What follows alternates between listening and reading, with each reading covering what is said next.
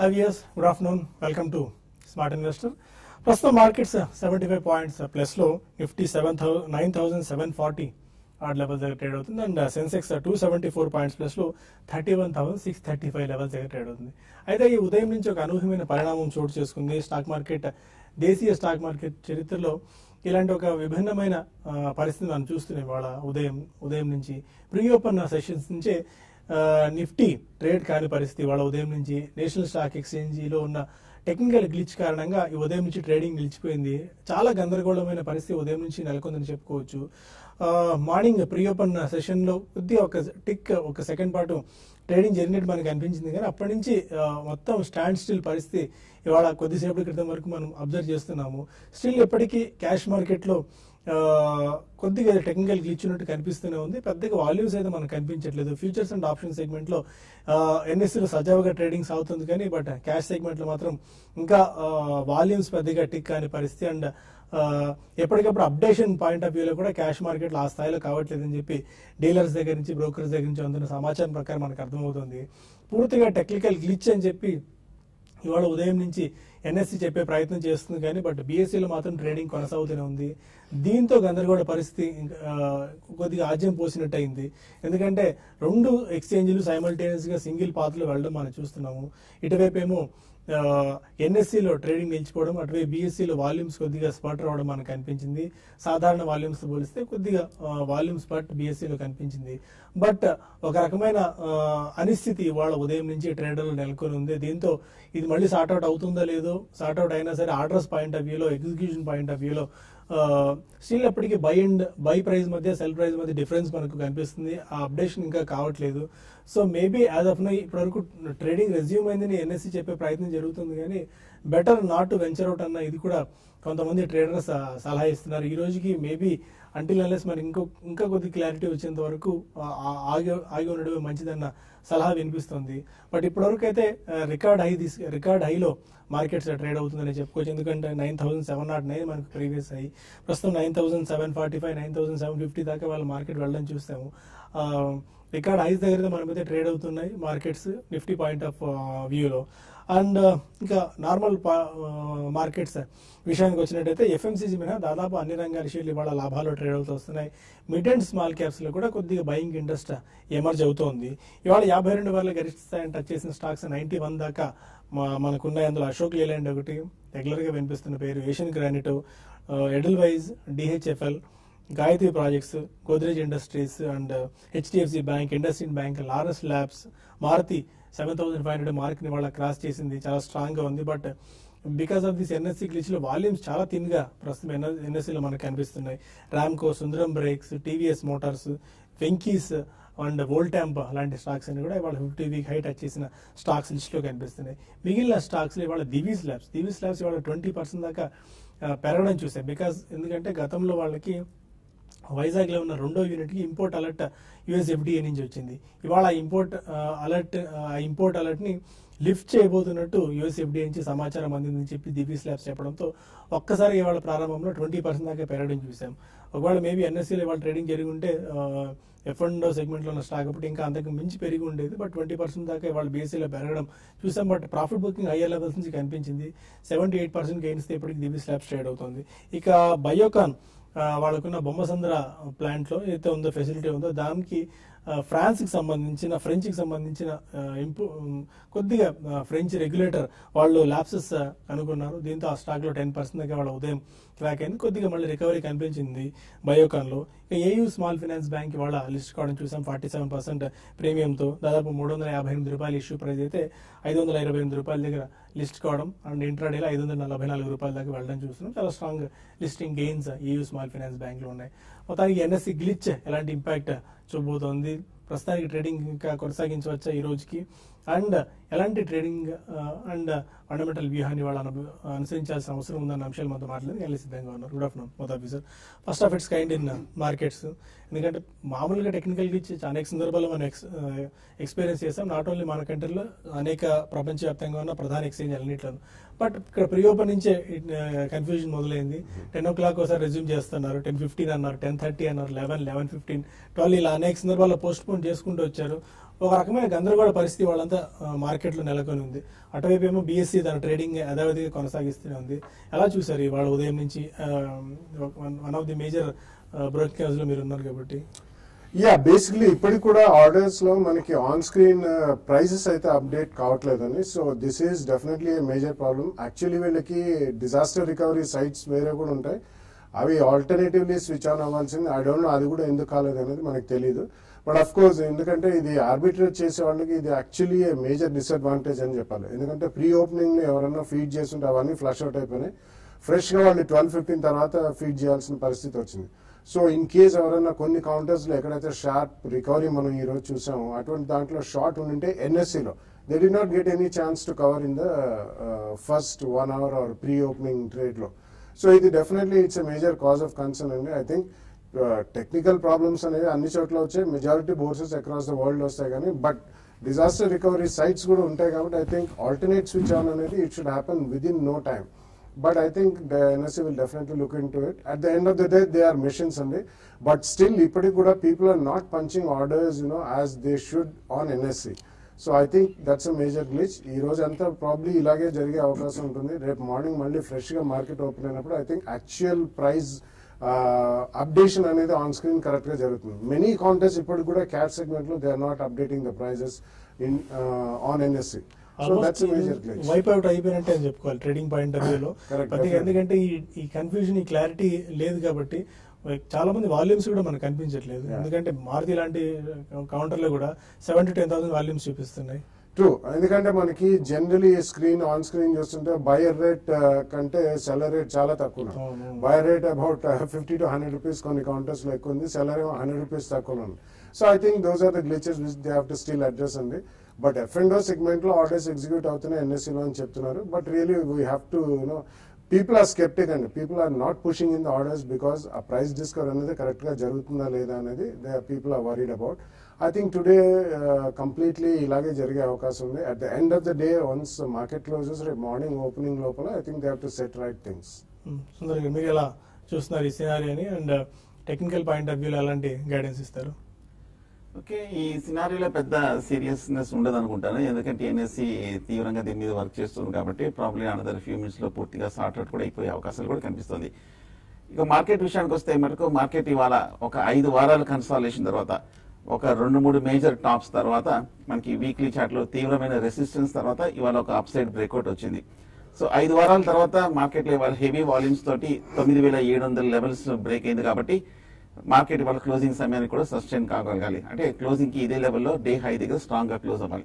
అలాగే రేపు మార్నింగ్ కూడా మార్కెట్ సెకండ్ డే కూడా నిలబడిందంటే ఇవాళ పాజిటివ్ ఇండికేషన్, అప్పుడు రేపు కన్ఫర్మేషన్ వచ్చినట్టు మార్కెట్ ఒక షార్ట్ టర్మ్ అప్ ట్రెండ్ లోకి వెళ్లే అవకాశాలు కనిపిస్తుంది. మార్కెట్ చాలా వారం కన్సాలిడేషన్ తర్వాత మనకి ఫస్ట్ టైం బ్రేక్అవుట్ వచ్చింది కాబట్టి ఈసారి ఒకసారి బ్రేక్అవుట్ కన్ఫర్మ్ అయిన తర్వాత మనకి ఒక మేజర్ అప్ ట్రెండ్ వెళ్లే అవకాశాలు కనిపిస్తుంది. 10,000 టెస్ట్ చేసినా కూడా ఆశ్చర్యపోకలేదు. అలాగే బ్యాంక్ నిఫ్టీ కూడా చూస్తే కనుక 23,600 దగ్గర రెసిస్టెన్స్ దగ్గర ప్రస్తుతం ఉంది. ఏ మాత్రం ఈ లెవెల్లో ఉందంటే కనుక మార్కెట్ లో ఒక పాజిటివ్ ట్రెండ్ ఇంకా ఫర్దర్ గా 24,000, 25,000 వరకు వెళ్లే అవకాశం ఉంది. ఒకవేళ మార్కెట్ లో ఒక స్వల్పపాటి రియాక్షన్ వచ్చినప్పటికీ పెద్ద ట్రెండ్ లో మార్పు ఉండదు. ట్రెండ్ బాగా స్ట్రాంగ్ గానే ఉంది కాబట్టి మార్కెట్ ఒకవేళ కన్సాలిడేషన్ వచ్చినా కూడా న్యూ పీక్ లో స్టాక్ స్పెసిఫిక్ మూవ్మెంట్స్ ఉంటాయి. ఐటీ స్టాక్స్ చూస్తే కనుక చాలా కాలం కన్సాలిడేషన్ తర్వాత ఇవాళ మేజర్ గెయినర్ చూస్తాం. Short term relief rally continue అయ్యే అవకాశాలు కనిపిస్తుంది. ఫార్మా స్టాక్స్ కూడా మనం చాలా కాలం ఒక స్వల్ప అప్ ట్రెండ్ తర్వాత ఇవాళ second leg of up trend బిగినట్టు కనిపిస్తుంది. పిఎస్యూ బ్యాంక్స్ కూడా చూస్తే కనుక ఒక లాస్ట్ 1 month లో 20 to 25% వరకు రియాక్ట్ అయిన తర్వాత bank of Baroda, bank of India, Punjab national bank, SBI ఇవి కూడా కొంచెం అప్ ట్రెండ్ లోకి వచ్చినట్టు కాబట్టి ఇవి కూడా ఒక షార్ట్ టర్మ్ లో ఒక 10% వరకు 1 month లో రిటర్న్స్ వచ్చే అవకాశాలు కనిపిస్తుంది. So on the whole market positive గానే కనిపిస్తుంది. క్లోజింగ్ ఇవాళ వీక్నెస్ రాకుండా 9,700 పైన నిలబడితే కనుక market further up trend, on the whole market trend strength ఉన్నట్టు అనుకోవచ్చు. ఓకే, కొంతమంది కాలర్స్ కూడా లైన్ లో ఉన్నారు. ఫస్ట్ కాల్ విజయవాడ నుంచి మూర్తి. అడగండి మూర్తి. నమస్తే సుందరరాజు గారు. నా దగ్గర అశోక బిల్లు గాను 250 రూపాయల్లోనూ, అలాగే టార్ జీవికి 104 రూపాయల్లోనూ ఉన్నాయండి. వీటి అన్నిటికీ టార్గెట్స్, రెసిస్టెన్స్ లెవెల్స్ చెప్పండి సార్. అశోక బిల్డ్ గాను, టార్ జీవికి అశోక బిల్కాన్ చూస్తే కనుక లాస్ట్ 2-3 ఏళ్ళుగా మంచి అప్ ట్రెండ్ మనం చూస్తున్నాము. లాంగ్ టర్మ్ లో 2014 చూస్తే కనుక 40-50 రూపాయల దగ్గర నుంచి 220 రూపాయల వరకు వెళ్ళింది. అలాగే లాస్ట్ 1 or 2 years గా చూస్తే మటుకు 220 రూపాయల దగ్గర కొంచెం లాంగ్ టర్మ్ రెసిస్టెన్స్ కనిపిస్తుంది. ఆ లెవెల్ దాటలేకపోతుంది. ఓవరాల్ గా ఫండమెంటల్ గా మంచి స్టాకే. కన్స్ట్రక్షన్, రియల్ ఎస్టేట్ లో ఉన్న అశోక బిల్కాన్ ఓవరాల్ గా పాజిటివ్ గా కనిపిస్తోంది. కాకపోతే ఈ మధ్య కాలంలో ఈ ర్యాలీలో 130 రూపాయల నుంచి 220 రూపాయల వరకు వెళ్ళింది. మీరు కొంచెం హై ప్రైస్ లో కరెక్ట్ గా రెసిస్టెన్స్ దగ్గర తీసుకున్నారు కాబట్టి కొంచెం కాలం ఈ లెవెల్లో కన్సాలిడేషన్ చూస్తున్నాం. హోల్డ్ చేయండి. 220 లెవెల్స్ కనుక బ్రేక్ అయిందంటే కనుక ఇంకా ఫర్దర్ అప్ ట్రెండ్ అనేది వస్తుంది. హోల్డ్ చేయొచ్చు. అలాగే తాజ్ జీవీకే హోటల్ చూస్తే కనుక ఈ మధ్య కాలంలో లాస్ట్ 1 year కూడా బాగా పెర్ఫార్మ్ చేసింది. ఈ ర్యాలీలో మన జనవరి లో నుంచి 100 రూపాయల నుంచి 180 రూపాయల వరకు వెళ్ళటం మనం చూస్తున్నాము. ఓవరాల్ గా చూస్తే కనుక హోటల్స్ అన్ని కూడా కొంచెం సెగ్మెంట్ కొంచెం వీక్ గా ఉన్నప్పటికీ టాజ్ జీవీకే మటుకు బాగా పెర్ఫార్మ్ చేస్తుంది. టెక్నికల్ గా చూస్తే కనుక బాగా బులిష్ గానే కనిపిస్తోంది. ఫండమెంటల్ కూడా ఓకే, మొన్న Q4 రిజల్ట్స్ పెద్ద ఆశాజనకంగా రాకపోయినప్పటికీ ఈక్విటీ కూడా తక్కువగానే, కానీ ఈ స్టాక్ టెక్నికల్ గా మటుకు పెర్ఫార్మ్ చేస్తుంది. 180 దగ్గర స్ట్రాంగ్ రెసిస్టెన్స్ కనిపిస్తోంది. లాస్ట్ 1 month గా దాటలేకపోతుంది. ఈ వారం కనుక నిలబడిందంటే నెక్స్ట్ టార్గెట్ 200 వరకు వెళ్ళే అవకాశం ఉంది. హోల్డ్ చేయొచ్చు. ఓకే, మరొక కాలర్ చీరాల నుంచి వెంకటేశ్వర్లు. సార్ నమస్తే బాలా గారు. ప్రతి ఇండస్ట్రీస్ ఈ రేట్ లో పికప్ చేసుకోవచ్చు. ఇది డెట్ ఫ్రీ కంపెనీగా కనపడింది దాదాపుగా. ఎంతకాలం తీసుకుందాం అనుకుంటున్నారండి? ఎంతకాలం తీసుకుందాం అనుకుంటున్నారు? హలో, ఎన్ని రోజులు తీసుకుందాం అనుకుంటున్నారండి? లాంగ్ టర్మ్ గురించా, షార్ట్ టర్మ్ గురించా? 2-3 years అంటే లాంగ్ టర్మే కదా సార్. 2-3 years వినిపించలేదండి, అందుకే అడుగుతున్నాను. Praj industries. Yeah, basically stock it has been a non-performer in the last few years ga kuda, so debt free ga undi, but they make fermentation based machinery and ethanol ఇటువంటి by products కి అటువంటి products చేసి machinery చేస్తారు. So basically it's a fermentation technology based machinery manufacturer. So అంతగా మనకి crude prices కూడా బాగా పడ్డాయి కాబట్టి ఈవెన్ ఎథనాల్ మిక్స్ అనేది పోస్ట్పోన్ చేశారు to go into a higher percentage of ethanol mix in regular petroleum products. So అందుకని వాళ్ళకి అవుట్ సైడ్ ఆఫ్ ఇండియా కూడా పెద్దగా ఆర్డర్స్ కూడా మెటీరియలైజ్ కాలేదు. సో ఇది పెద్ద స్ట్రాంగ్ అప్రిసియేషన్ ఇచ్చే స్టాక్ లాగా మాత్రం కనిపించలేదండి. You can get a decent appreciation, but ఎక్కడైనా మీకు ఒక 10-12% జంప్స్ వచ్చినప్పుడు either because of an event or because of results ఇందులో ప్రాఫిట్ బుక్ చేయాలండి. 2-3 years అనగానే బికాస్ లాస్ట్ 10-15 years లో అంతగా ట్రాక్ రికార్డ్ లేదు. మధ్యలో ఒకసారి మేబీ అరౌండ్ 50-60s నుంచి పెరిగింది కానీ, but otherwise it's not a great performer on the bourses. Okay, fine. ఇక మరిన్ని కాల్స్ అండ్ మెయిల్స్ తీసుకునే ముందు స్మార్ట్ ఇన్వెస్ట్ లో చిన్న బ్రేక్ తీసుకుందాం.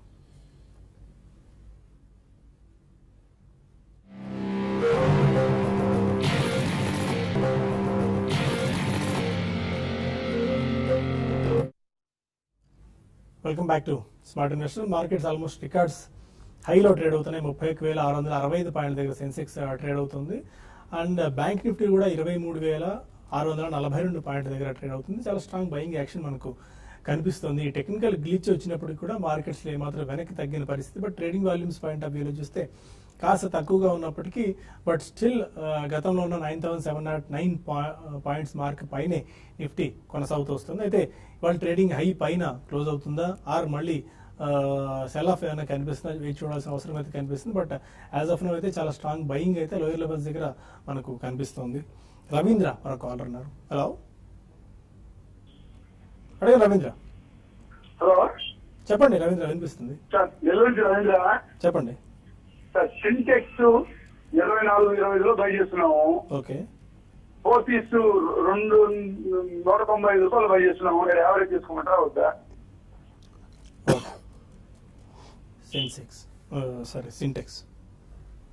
సింటెక్స్ పోస్ట్ డి మధ్య చూస్తే కనుక ఈ 15-16 రూపాయల దగ్గరికి వెళ్ళి ఈ 2-3 వారాలుగా బాగా కన్సాలిడేషన్ అయింది. కన్సాలిడేషన్ తర్వాత కొంచెం స్వల్ప అప్ ట్రెండ్ లోకి వస్తుంది.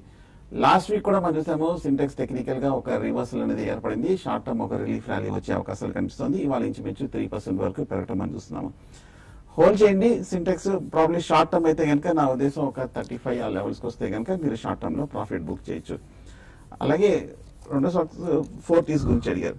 ఫోర్టీస్ చూస్తే కనుక ఈ మధ్య కాలంలో మనకి ఈ లాస్ట్ కపుల్ ఆఫ్ మంత్స్ గా చూస్తే కనుక హై నుంచి బాగా పడిన తర్వాత లాస్ట్ వీక్ కొంచెం టెక్నికల్ గా ఈ లెవెల్లో కొంచెం నిలబడే అవకాశాలు కనిపిస్తుంది.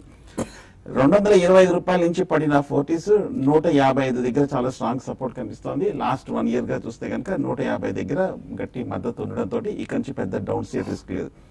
ఈ లెవెల్లో కొంచెం కన్సాలిడేషన్ కూడా అవటం మనం చూసాము. కొంచెం పాజిటివ్ ఇండికేషన్స్ కనిపిస్తుంది కాబట్టి 40s ఇక్కడ నుంచి పెరిగే అవకాశాలు కనిపిస్తుంది. ఓవరాల్ గా రిజల్ట్ చూస్తే కనుక అంత ఆశాజనకంగా లేదు. అందువల్ల పెర్ఫార్మెన్స్ వీక్ గా ఉండడంతో ఈ స్టాక్ కూడా పడటం మనం చూసాము. నా ఉద్దేశం కూడా ఒకవేళ ఏదైనా ర్యాలీ వచ్చిందంటే కనుక ఈ స్టాక్ లో కూడా ఎగ్జిట్ అవ్వచ్చు. తెనాల నుంచి రామలింగేశ్వరరావు మనకాల. హలో చెప్పండి రామలింగేశ్వరరావు గారు. అయితే ఓఎన్జీసీ 195లోను అబాన్ 260లో ఉన్నాయండి. ఓకే. ఏమన్నా యావరేజ్ చేసుకోవచ్చా వదిలేయచ్చు? ఓకే, ఎన్ని రోజుల కండి, ఎంత కాలానికి తీసుకున్నారు స్టాక్ ని? అది 1 year కండి. ఓఎన్జీసీ అబాన్. ఓఎన్జీసీ చూస్తే కనుక ఈ మధ్య కాలంలో గత 6 నెలలుగా మనకి క్రూడ్ కూడా బాగా పడటం మనం చూసాము. మేజర్ హై నుంచి ఓఎన్జీసీ కూడా 210 రూపాయల నుంచి 155 వరకు పడి లాస్ట్ వీకే ఒక స్వల్ప సపోర్ట్ తీసుకొని పెరగటం మనం చూస్తున్నాము. టెక్నికల్ గా చూస్తే కనుక స్ట్రాంగ్ రియాక్షన్ రావడం మనం చూసాము. అంతక్రితం క్రూడ్ పెరిగినప్పుడు కూడా బాగా పెర్ఫార్మ్ చేసిన స్టాకే. నా ఉద్దేశం ఈ లెవెల్లో 150-160 మధ్యన సపోర్ట్ ఉంది కాబట్టి యావరేజ్ చేసుకోవచ్చు. యావరేజ్ చేసుకున్నప్పుడు మీ కాస్ట్ ప్రైస్ కూడా బాగా తగ్గుతుంది. అప్పుడు ఒక ర్యాలీ వచ్చినప్పుడు 190-200కి వచ్చినప్పుడు మీరు ఎగ్జిట్ అవ్వచ్చు. అలాగే అబాన్ ఆఫ్షోర్ కూడా చూస్తే కనుక బాగా వీక్ గా ఉన్న స్టాక్. ఈ మధ్య కాలంలో చూస్తే కనుక బాగా హై నుంచి పడింది. 280 రూపాయల నుంచి 180-170 రూపాయల వరకు పడటం మనం చూసాము. ఓఎన్జీసీ అబాన్ ఆఫ్షోర్ చూస్తే కనుక ఓవరాల్ గా లాస్ట్ 1 or 2 years గా బాగా వీక్ గా ఉన్న స్టాక్. ఈ సెక్టర్ లో కొంచెం బాగా అండర్ పెర్ఫార్మ్ చేసిన స్టాక్. నా ఉద్దేశం అయితే కనుక అబాన్ లో ఫ్రెష్ బయింగ్ అయితే వద్దు, యావరేజింగ్ కూడా వద్దు. మొన్న రిజల్ట్స్ కూడా అంత బాగా రాలేదు. దీని బదులు ఈ ఫండ్ తోటి వేరే better performing stocks, housing finance అటువంటి స్టాక్ ని తీసుకోవచ్చు. అనంతపురం నుంచి రాజు మరొక. హలో అడగండి Raju. Sir SpiceJet 60 rupees లో తీసుకున్నాం సార్. ఓకే. అట్లాగే జేకే పేపర్ కూడా 60 లో తీసుకున్నాం సార్. ఓకే. ఉంచుకోమంటారా? Okay, SpiceJet and JK Paper. అంటే డిపెండ్స్ ఆన్ ద క్వాంటిటీ అండి. SpiceJet almost made about 100% profit. 60 rupees లో తీసుకున్నారు. సో అటువంటిప్పుడు ఎప్పుడైనా కానీ కొద్దిగా ప్రాఫిట్ బుక్ చేయడంలో తప్పలేదు. ఎందుకంటే స్పైస్ జెట్ కానివ్వండి, ఇతరత్ర ఇండిగో ఇప్పుడు మళ్ళీ హెవీ డిస్కౌంటింగ్ ఫేర్స్ ఆఫర్ చేయడం మొదలైందండి. సో జనరలీ మీరు 100% ప్రాఫిట్ లో ఉంటే ఎటువంటి స్ట్రాంగ్ షేర్ అయినా కానీ కొద్దిగా ప్రాఫిట్ బుక్ చేయాలి. సో అదే మీకు కూడా వర్తిస్తుంది. సో ఇన్ కేస్ క్వాంటిటీ ఎక్కువ ఉంటే ఒక 25-30% క్వాంటిటీ బుక్ చేయండి. And don't by more right now అండి. ఎందుకంటే గోయింగ్ ఫార్వర్డ్ మనకి డిస్కౌంటింగ్ ఫేర్స్ ఎక్కడ దాకా నడుస్తాయనేది తెలియదు. నెల్లూరు నుంచి రవి వర్మ మరొక.